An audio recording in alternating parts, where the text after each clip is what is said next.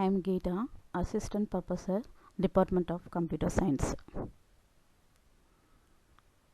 We have to discuss about theoretical basis for data communication. Data communication means transferring data over the transmission medium between two or more devices, systems or places is known as data communication. Nowadays, computing and telecommunication depend heavily on this data transmission, which makes a variety of applications conceivable, including email, video chatting, internet, and many more things. Components of data communication. A computer's communication system is made up of following components. First one is message. A message is a piece of information that is to be transmitted from one person to another. It could be a text file, audio file, a video file, etc. Sender. It is simply a device that sends data message. It can be a computer, mobile, telephone, laptop, video camera or workstation, etc. Receiver. It is a device that receives messages. It can be a computer, telephone, mobile, workstation, etc. Transmission medium or communication channel. Communication channels are the medium that connect two or more workstations. Workstation can be connected by either wired media or wireless media. Set of rules, that is protocols. When someone sends the data, the sender, it should be understandable to the receiver also, otherwise it is meaningless. Protocols. There are the set of rules that is followed by every computer connected to the internet. First one is TCP, second one is IP. TCP is nothing but a transmission control protocols. It is responsible for dividing messages into the packet on the source computer and reassembling the received packet at the destination or recipient computer. It also makes sure that the packet have the information about the sources of the message data, the destination of the message data, the sequence in which the message data should be reassembled, and check if the message has been sent correctly to the specific destination. IP, Internet Protocols. Do you ever wonder how computer determines which packet belongs to which device? What happens if the message you send to your friend is received by your father? Scary, right? Well, IP is responsible for handling the address of the destination computer so that each packet is sent to its proper destinations. Next one is types of data communications. The data communication is the communication in which we can send or receive data from one device to another. The data communication is divided into three types. First one, simplex communication. It is one-way communication, or we can say that the unidirectional communication, in which one device only receive and another device only send data, and the device use their entire capacity in transmission. For example, IoT, entering data using the keyboard, listening music using a speaker, etc. Half duplex communication. It is a two-way communication, or we can say that it is a bidirectional communication in which both the device can send and receive data but not at the same time. When one device is sending data, then another device is only receiving, and vice versa. For example, walkie-talkie.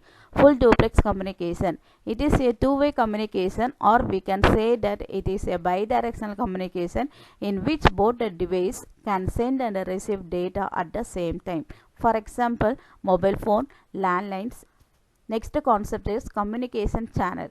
The communication channels are the medium that connect two or more workstations. The workstation can be connected by either wired media or wireless media. It is also known as transmission medium. The transmission medium or the channel is the link that carries message between two or more devices. We can group the communication media into two categories: guided media transmission, unguided media transmission. Guided media. In this transmission medium, the physical link is created using wire or cables between two or more computers or devices, and then the data is transmitted using these cables in terms of signals. The guided media transmission of the following types: twisted pair cable, coaxial cable, optical fiber. Twisted pair cables. It is the most common form of wire used in communication. In a twisted pair cable, two identical wires are wrapped together in a double helix. The twisted of the wire reduces the crosstalk. It is known as the leaking of a signal from one wire to another, due to which signal can corrupt and can cause network errors. The twisting protects the wire from internal crosstalk as well as the external form of signal interference. The types of twisted pair cables are unsealed twisted pair.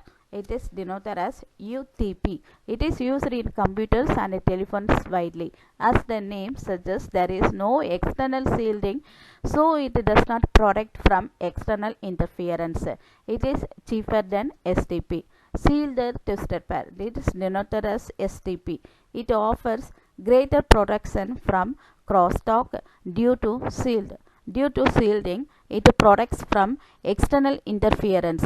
It is heavier and costlier as compared to UTP.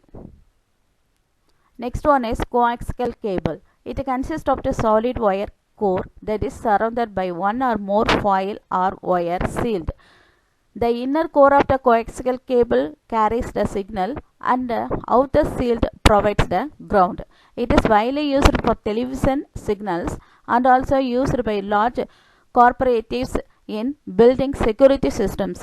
Data transmission of this cable is better but expensive as compared to twisted pair. Optical fiber. The optical fiber is an important technology. It transmits large amount of data at a very high speed, due to which it is widely used in internet cables. It carries data as the light that travels inside a thin glass fiber. The fiber optics cable is made up of three pieces. First one is core, second one is cladding, third one sheet. Core is the piece through which light travels. It is generally created using glass or plastic. Cladding. It is the covering of the core and reflect the light back to the core. Sheet. It is the protective covering that protect fiber cable from the environment. Next one is unguided media. The unguided transmission media is the transmission mode in which the signals are propagated from one device to another device wirelessly. Signals can be through the air, water or vacuum. It is generally used to transmit a signal in all directions. Unguided media is further divided into various parts. Microwave. Microwave offers communication without the use of cables. Microwave signals are just like radio and television signal. It is used in long distance communication. Microwave transmission consists of a transmitter, receiver and atmosphere. In microwave communication, there are parabolic antennas that are mounted on the towers to send a beam to another antenna. The higher the tower, the greater the range. Radio wave. When communication is carried out by radio frequency, then it is termed radio waves transmission. It offers mobility. It is consists of the transmitter and the receiver. Both use antennas to radiate and capture the radio signal. Infrared. It is short distance communications and can pass through any object. It is generally used in TV remote, wireless mouse, etc.